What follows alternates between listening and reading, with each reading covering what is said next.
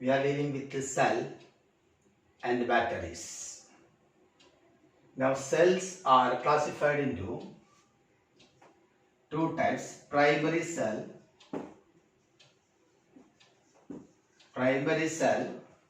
and secondary cell. There are two types of cells: primary cells and secondary cells. A group of cells is called a battery. When you connect the cells in a group, they are connected together, then it is called a battery. So what is a primary cell? A primary cell can be used only for a short period of time. After that, it becomes dead and it cannot be further recharged. That is a primary cell. A primary cell can be used for a period of time. After that, it becomes dead and cannot be recharged. Example, dry cell. You cannot recharge dry cell. You can use it for a period of time. Coming to secondary cells are the cells which can be used for a long period of time, since it can be recharged by passing current in the reverse direction.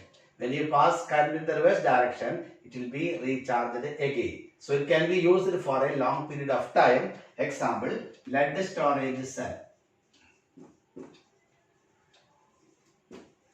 Lead storage cell, that is a secondary cell. So first we have to deal with the primary cell.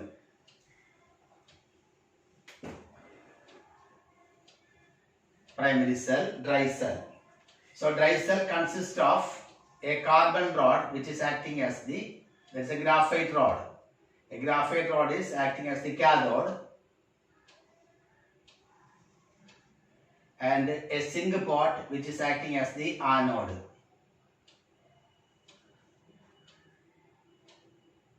And in between, this is placed in a mixture of manganese dioxide and carbon powder. So this is the zinc pot. Zinc is the anoding at the anode. Zinc is the anode and this is the graphite rod.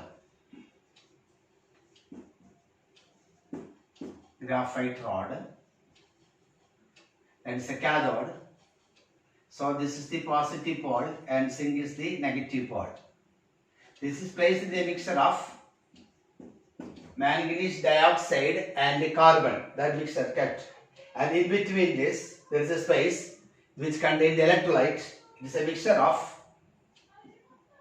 ammonium chloride and zinc chloride. That's an electrolyte.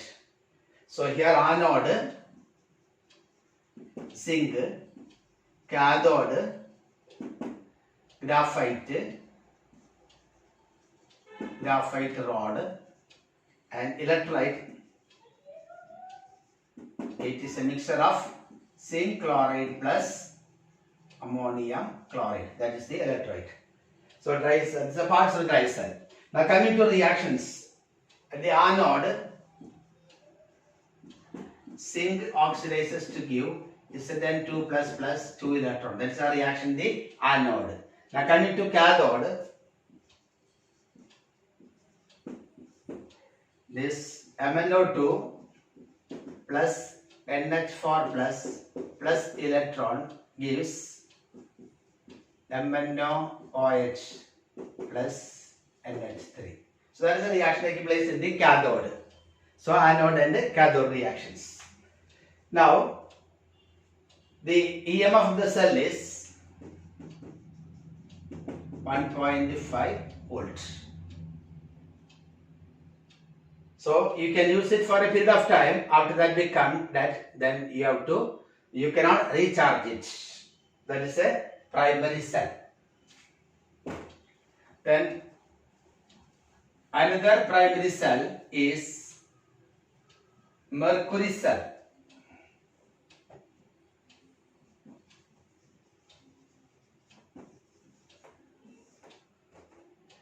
This zinc amalgam, that is the anode, and zinc oxide and mercuric oxide, that is the paste of zinc oxide and mercuric oxide, is acting as the cathode.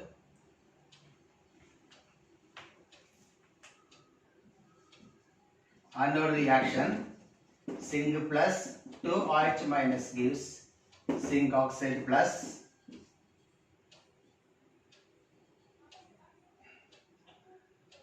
H2O. That is the anode reaction. Then coming to cathode, the mercuric oxide react with water.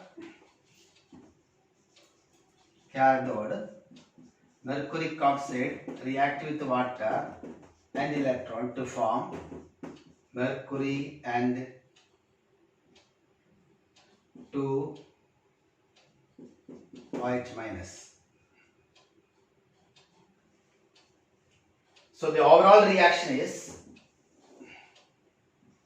Zn plus HgO gives zinc oxide plus mercury. The peculiarity of the mercury cell is it is a cell which can be used for low current devices like hearing aid, calculator, etc. Then watches. It can be used for through a long time with a constant EMF. That is the peculiarity of the mercury cell. The EMF will not change because the overall reaction will not contain any ions. So the pH will be, the EMF will be constant throughout its life period. And that is the mercury cell. It is also a primary cell. Then coming to secondary cells.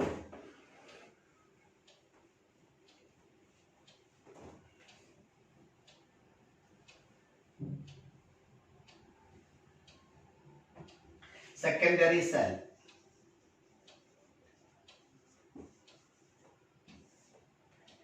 Now secondary cells are the cells which can be used for a long period of time since it can be recharged again by passing current in the reverse direction. So example is lead storage cell.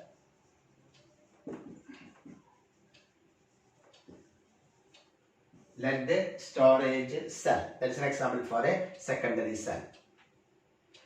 Now here anode is lead. Then cathode is PbO2, lead dioxide, and electrolyte, it is 38% sulfuric acid. So anode is lead, cathode is a grid containing lead dioxide PbO2 and electrolyte is 38% sulfuric acid. Now coming to reactions, in the anode, Pb plus SO4 2 minus gives PbSO4 plus 2 electron. That is the anode reaction. Then coming to cathode, this PbO2 plus 4H plus SO4 2 minus plus 4 electrons, 2 electrons.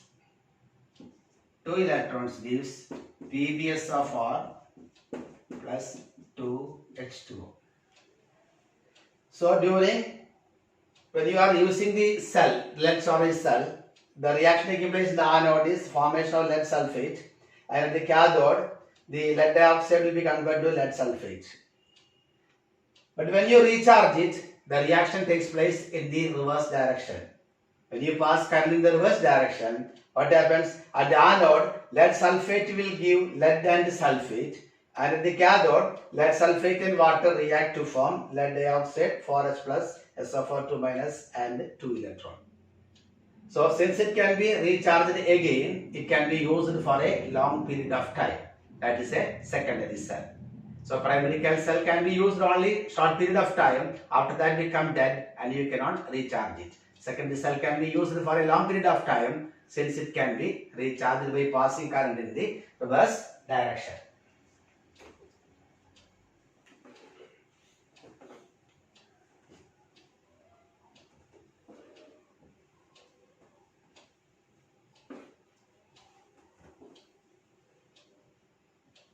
Next is the fuel cell.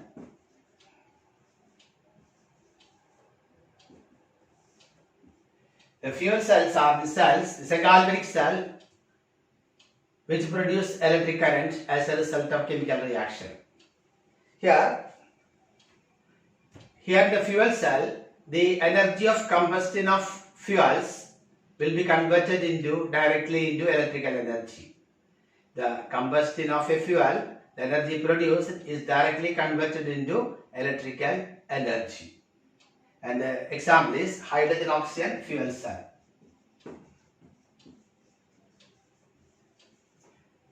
So it consists of 3 compartments.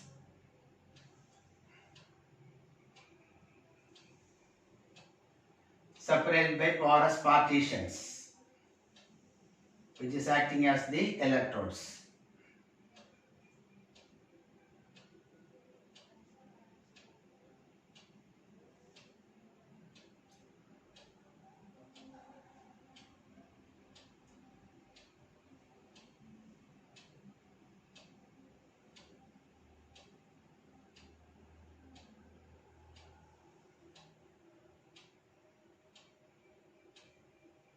So this is the anode. It's a porous partition acting as it, and this is the cathode. This is a graphite porous partition. This is the anode and this is the cathode. Here hydrogen gas is passing through it, and here oxygen gas is passed through it, and this contains sodium hydroxide solution. Here the exhaust will be containing only water. So this is a fuel cell. 3 compartments separated by porous partition acting as the electrodes. So this is the positive terminal and this is the negative terminal.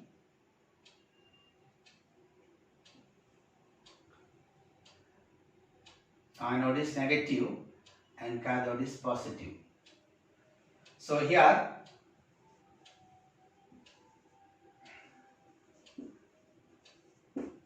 in the anode reaction, the anode 2H2 plus 4OH minus gives 4H2O plus 4 electron.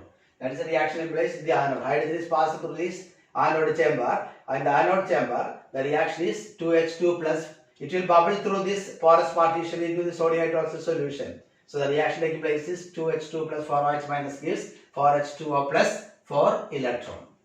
And the cathode,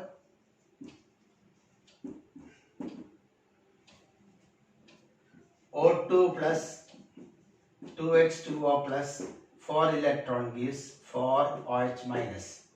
Overall reaction is 2H2 plus O2 gives 2H2O. That is the overall reaction. So a fuel cell is a galvanic cell in which the energy of combustion of fuel is directly converted into electrical energy. Hydrogen is passed through anode chamber, oxygen is passed through cathode chamber, and the middle chamber contains sodium hydroxide solution. So the output will be only water. That steam will be produced that contains to be water. So it is used by astronauts in Apollo space shuttle because water is essential for them for drinking purposes. It is very difficult to get that.